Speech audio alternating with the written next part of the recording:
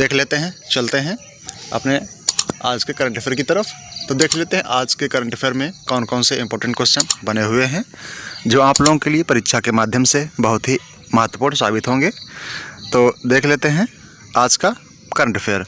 तो अगर आप लोगों ने अभी तक हमारे यूट्यूब चैनल को लाइक शेयर सब्सक्राइब नहीं किया है तो आप लोग इसे लाइक शेयर सब्सक्राइब कर लें और हमारा बेल आइकन भी दबा लें, जिससे आप लोगों को समय समय पर हमारा नोटिफिकेशन प्राप्त होता रहे। तो देख लेते हैं आज का पहला क्वेश्चन कि आज का पहला क्वेश्चन कौन सा बना हुआ है। तो आज का पहला क्वेश्चन है क्वेश्चन नंबर 1, फिक्की के नए अध्यक्ष कौन चुने गए हैं। तो फिक्की के नए अध्यक्ष कौन चुने गए हैं? जमशेद जी ईरानी या फिर अरुण कुमार सिंह या फिर संगीता त्यागी या फिर शुभ्रकांत पांडा। तो इसमें से हमारा ऑप्शन नंबर सही है शुभ्रकांत पांडा। ऑप्शन नंबर 4 फिक्की के नए अध्यक्ष बने हुए हैं, तो ये हैं शुभ्रकांत पांडा जी। देख लेते हैं अगला क्वेश्चन। अगला क्वेश्चन है भारतीय सेना के दक्षिणी कमान के प्रमुख के रूप में किसे नियुक्त किया गया है। भारतीय सेना के दक्षिणी कमान के प्रमुख के रूप में किसे नियुक्त किया गया है? तो लेफ्टिनेंट जनरल उपेंद्र द्विवेदी हैं या फिर लेफ्टिनेंट जनरल अजय सिंह हैं या फिर लेफ्टिनेंट जनरल आरपी कलिता हैं या फिर लेफ्टिनेंट जनरल नव के खंडूरी हैं। तो इसमें से हमारा ऑप्शन नंबर कौन सही है? ऑप्शन नंबर 2 सही है, lieutenant general Ajay Singh. Lieutenant general Ajay Singh को दक्षिणी कमान के प्रमुख के रूप में नामित किया गया है, तो ये हैं लेफ्टिनेंट जनरल अजय सिंह। तो अच्छा, उत्तरी कमान के कौन हैं? तो उत्तरी कमान के हो जाएंगे उपेंद्र द्विवेदी। कौन हो जाएंगे? तो लेफ्टिनेंट जनरल उपेंद्र द्विवेदी, ये उत्तरी कमान के हो जाएंगे। पूर्वी कमान के हो जाएंगे आरपी कलिता। कौन है? लेफ्टिनेंट जनरल आरपी कलिता, ये पूर्वी कमान के हैं। और पश्चिमी कमान के हैं लेफ्टिनेंट जनरल नव के खंडूरी। देख लेते हैं अगला क्वेश्चन। अगला क्वेश्चन हमारा हो जाएगा किस देश ने यूक्रेन मैंडेमिनिंग ट्रेनिंग प्रोजेक्ट शुरू किया है। तो ये भारत ने शुरू किया है, ब्रिटेन ने शुरू किया है या फिर अमेरिका ने या फिर चीन ने। तो इसमें हमारा ऑप्शन नंबर सही है 3 अमेरिका। अमेरिका के द्वारा यूक्रेन में मैंडेमिनिंग ट्रेनिंग प्रोजेक्ट शुरू किया गया है। देख लेते हैं अमेरिका और दक्षिण कोरिया ने विजिलेंट स्टॉर्म सैन्य अभ्यास का आयोजन किया है। सैन्य अभ्यास का आयोजन किया हुआ है और अमेरिका ने पहली नई राष्ट्रीय सुरक्षा रणनीति जारी की है। अमेरिका का हार्ट्सफील्ड जंक्शन अटलांटा अंतर्राष्ट्रीय हवाई अड्डा दुनिया का सबसे व्यस्ततम हवाई अड्डा बना है। अमेरिका में महात्मा गांधी के जीवन पर समर्पित गांधी संग्रहालय खोला गया है। अगला क्वेश्चन देख लेते हैं। अगला क्वेश्चन है किस पैरामिलिट्री फोर्स में पहली बार 2 महिला अधिकारियों को आईजी रैंक पर पदोन्नत किया गया है? तो ये सीआरपीएफ में हैं या फिर एनएसजी में हैं या फिर सीआईएसएफ में हैं या फिर असम राइफल्स में हैं। तो इसमें से हमारा ऑप्शन नंबर कौन सही है? तो इसमें हमारा ऑप्शन नंबर 1 सही है, सीआरपीएफ पैरामिलिट्री फोर्स में पहली बार 2 महिला अधिकारियों को आईजी रैंक पर पदोन्नत किया गया है। तो देख लेते हैं, ये हैं 2 महिलाएं, इनका नाम क्या है? तो नाम आगे देख लेते हैं। एनी इब्राहिम को त्वरित कार्रवाई बल आरएएफ का आईजी नियुक्त किया गया है, जबकि सीमा धुड़िया को बिहार सेक्टर का आईजी नियुक्त किया गया है। अगला क्वेश्चन देख लेते हैं। अगला क्वेश्चन हमारा है इला भट्ट का हाल ही में निधन हुआ है, तो वह कौन थी? तो ये एक लेखक थी, साहित्यकार थी, पेंटर थी या फिर सामाजिक कार्यकर्ता थी। तो इसमें से हमारा ऑप्शन नंबर सही है 4 सामाजिक कार्यकर्ता। इला भट्ट हाल ही में इनका निधन हुआ है, ये एक सामाजिक कार्यकर्ता थी। तो ये इनका फाइल फ़ोटो है, ये बिल्कुल आनंदीबेन पटेल जी की तरह लगती हैं। अगला क्वेश्चन देख लेते हैं। अगला क्वेश्चन हमारा हो जाएगा यूजीसी ने कब भारतीय भाषा दिवस मनाने का निर्देश दिया है? तो ये कब दिया है? तो 2 नवंबर को दिया है या फिर 5 नवंबर को दिया है या फिर 8 नवंबर को दिया है या फिर 11 दिसंबर को दिया है। तो इसमें से हमारा ऑप्शन नंबर सही है 4 11 दिसंबर को यूजीसी ने भारतीय भाषा दिवस मनाने का निर्देश दिया हुआ है। अगला क्वेश्चन देख लेते हैं। अगला क्वेश्चन हमारा है ट्रैक एशिया कप 2022 की मेज़बानी कौन सा राज्य करेगा? ट्रैक एशिया कप 2022 की मेज़बानी कौन सा राज्य करेगा? तो ये उत्तर प्रदेश करेगा, मध्य प्रदेश करेगा, राजस्थान करेगा या फिर केरल करेगा। तो इसमें से हमारा ऑप्शन नंबर सही है 4 कौन करेगा? केरल। तो केरल राज्य ट्रैक एशिया कप की मेज़बानी करेगा। कौन करेगा? केरल। तो देख लेते हैं केरल। तो केरल के बारे में देख लेते हैं। तो अगर आप लोगों को केरल के बारे में पता है तो आप लोग केरल के बारे में हमें बताएं संपूर्ण जानकारी। तो देख लेते हैं केरल का गठन 1 नवंबर 1956 को हुआ था। राजधानी तिरुवनंतपुरम में है। मुख्यमंत्री पिनरई विजयन हैं जो बीजेपी से संबंधित हैं। राज्यपाल हैं आरिफ मोहम्मद खान। विधानसभा में 140 सीटें हैं, राज्यसभा में 9 और लोकसभा में 20 सीटें यहाँ पर हैं। यहाँ का उच्च न्यायालय कोच्चि में है। कहाँ है? कोच्चि में है। केरल का राजकीय पशु कौन सा है? तो हाथी है। राजकीय पक्षी है ग्रेट हॉर्नबिल है। और राजकीय फूल कौन सा है? तो कन्नीकुन्ना है। और वृक्ष कौन सा यहाँ का राजकीय वृक्ष है? राजकीय वृक्ष नारियल है। और राजकीय फल कौन सा है? तो कटहल है। और यहाँ की राजकीय भाषा मलयालम, राष्ट्रीय भाषा हिंदी। और इसका कुल क्षेत्रफल कितना है? तो इसका कुल क्षेत्रफल है 38,863 किलोमीटर, 63 वर्ग किलोमीटर। कितना? 63 वर्ग किलोमीटर हो जाएगा। तो देख लेते हैं 1 नवंबर को केरल स्थापना दिवस मनाया जाता है और केरल पृथ्वी दिवस के रूप में इसे मनाया गया है। केरल के मुख्यमंत्री ने बच्चों के खिलाफ साइबर अपराधों को रोकने के लिए मोबाइल ऐप लॉन्च किया है। केरल सरकार ने महिलाओं के अनुकूल पर्यटन परियोजना शुरू की हुई है। केरल की पुल्लमपारा पंचायत देश की पहली डिजिटल रूप से साक्षर पंचायत बनी हुई है।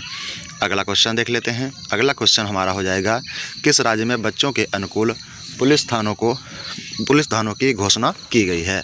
तो इसमें आंध्र प्रदेश है या फिर उड़ीसा है या फिर केरल है या फिर तमिलनाडु। तो इसमें से हमारा ऑप्शन नंबर सही है, ऑप्शन नंबर 2 उड़ीसा। उड़ीसा राज्य में बच्चों के अनुकूल पुलिस थानों की घोषणा की गई है। कहाँ की गई है? उड़ीसा। तो देख लेते हैं उड़ीसा का गठन 1 अप्रैल 1936 को हुआ था। राजधानी भुवनेश्वर है। मुख्यमंत्री नवीन पटनायक हैं। यहाँ पर कुल जिले 30 हैं और राज्यपाल गणेशी लाल। विधानसभा में 147 सीटें, लोकसभा में 21 और राज्यसभा में यहाँ पर 10 सीटें हैं। यहाँ का उच्च न्यायालय उड़ीसा में ही है। क्षेत्रफल यहाँ का 1,55,707 वर्ग किलोमीटर है। इसका भारत का क्षेत्रफल में इसका 8वां स्थान है। यहाँ की राजभाषा उड़िया है। राजकीय पक्षी नीलकंठ, राजकीय पशु सांभर और राजकीय वृक्ष पीपल का है।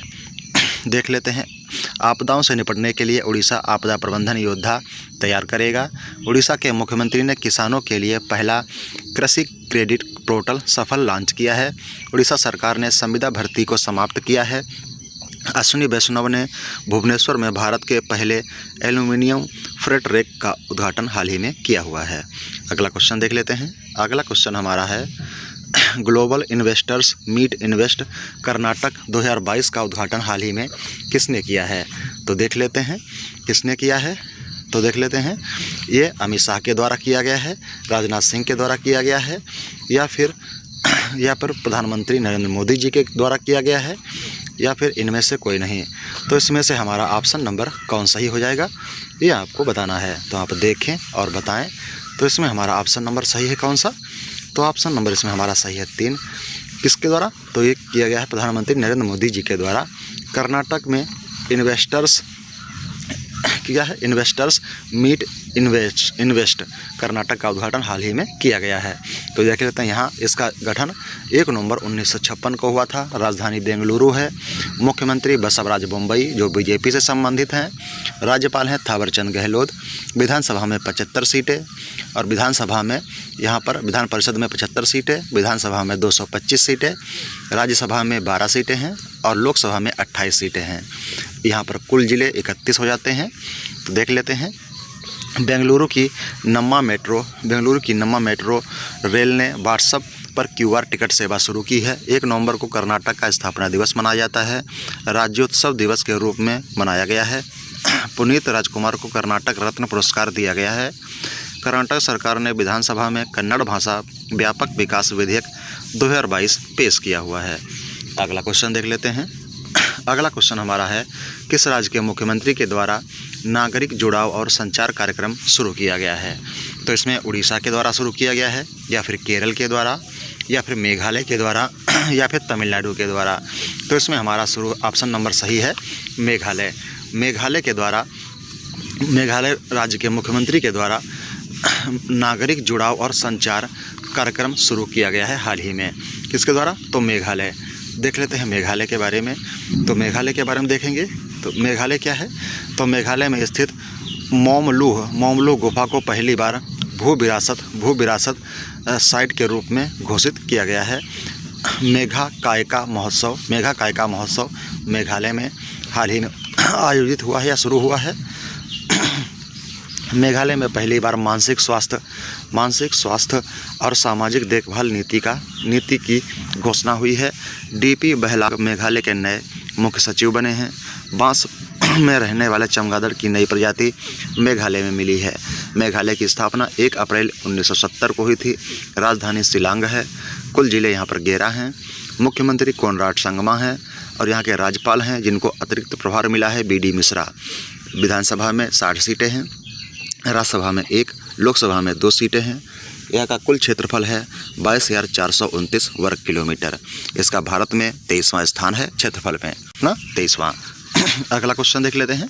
अगला क्वेश्चन हमारा हो जाएगा, सिविल एयर नेविगेशन सेवा संगठन एशिया प्रशांत सम्मेलन की मेजबानी कौन सा राज्य करेगा। तो इसमें कौन सा राज्य करेगा तो ये आपको बताना है।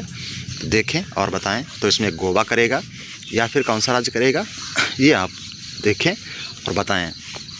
छत्तीसगढ़ करेगा या फिर केरल करेगा या फिर उड़ीसा करेगा। तो इसमें से हमारा ऑप्शन नंबर कौन सा ही हो जाएगा। तो क्या है, सिविल एयर नेविगेशन सेवा संगठन एशिया प्रशांत सम्मेलन की मेजबानी कौन सा राज्य करेगा। तो इसमें हमारा ऑप्शन नंबर सही है। ऑप्शन नंबर 1 कौन सा है, गोवा राज्य करेगा। तो देख लेते हैं गोवा। 1 अक्टूबर 2023 में 37वें राष्ट्रीय खेलों का आयोजन गोवा में किया जाएगा। हर घर जल प्रमाणन प्राप्त करने वाला गोवा राज्य बना है। साओ जोआओ फेस्टिवल गोवा में मनाया गया है। 12वां हॉकी इंडिया सब जूनियर पुरुष राष्ट्रीय चैंपियनशिप गोवा में हुई है। निर्मला सीतारमण ने गोवा में राष्ट्रीय सीमा शुल्क GST लागू किया हुआ है। गोवा गठन इसका 30 मई 1987 को हुआ था। इसमें 2 जिले हैं। राजधानी पणजी है।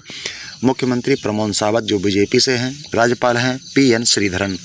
विधानसभा में 40 सीटें, राज्यसभा में 1, लोकसभा में 2 सीटें हैं और क्षेत्रफल इसका है 3702 वर्ग किलोमीटर। भारत में इसका 28वां योगदान है। अगला क्वेश्चन है, कौन सा भारतीय क्रिकेटर दुनिया का नंबर 1 T20 इंटरनेशनल बल्लेबाज बन गया है। तो इसमें रोहित शर्मा है या फिर विराट कोहली हैं। तीसरा है सूर्य कुमार यादव। चौथा है इनमें से कोई नहीं। तो इसमें से हमारा ऑप्शन नंबर कौन सा ही है, कौन सा भारतीय क्रिकेटर दुनिया का नंबर 1 इंटरनेशनल खिलाड़ी बन गया है। तो इसमें हमारा ऑप्शन नंबर सही है 3 सूर्य कुमार यादव भारतीय क्रिकेटर दुनिया के नंबर 1 T20 इंटरनेशनल बल्लेबाज बन गए हैं। कौन है, सूर्य कुमार यादव जी। देख लेते हैं संबंधित क्वेश्चन। T20 क्रिकेट में सबसे अधिक रन बनाने वाले पहले भारतीय खिलाड़ी विराट कोहली बने हैं। T20 विश्व कप में डेब्यू करने वाले सबसे युवा खिलाड़ी अयान खान बने हैं। 2022 महिला एशिया कप T20 खिताब भारत ने जीती है। 400 T20 मैच खेलने वाले पहले भारतीय खिलाड़ी रोहित शर्मा बने हैं। ट्विटर पर 50 मिलियन फॉलोवर्स वाले पहले क्रिकेटर विराट कोहली बने हुए हैं। तो देख लेते हैं अगला। तो आज के हमारे क्वेश्चन यही समाप्त होते हैं। Thanks for watching. धन्यवाद। आज गला हमारा सही नहीं था, इसकी वजह से थोड़ी आवाज़ दबाएगी। तो थैंक्स फॉर वॉचिंग। धन्यवाद। अगर आप लोगों ने अभी तक हमारे यूट्यूब चैनल को लाइक शेयर और सब्सक्राइब नहीं किया है तो आप लोग इसे लाइक शेयर और सब्सक्राइब कर लें और हमारा बेल आइकन भी दबा लें, जिससे आप लोगों को समय समय पर हमारा नोटिफिकेशन प्राप्त होता रहे। Thanks for watching. धन्यवाद। Have a nice day. Good day.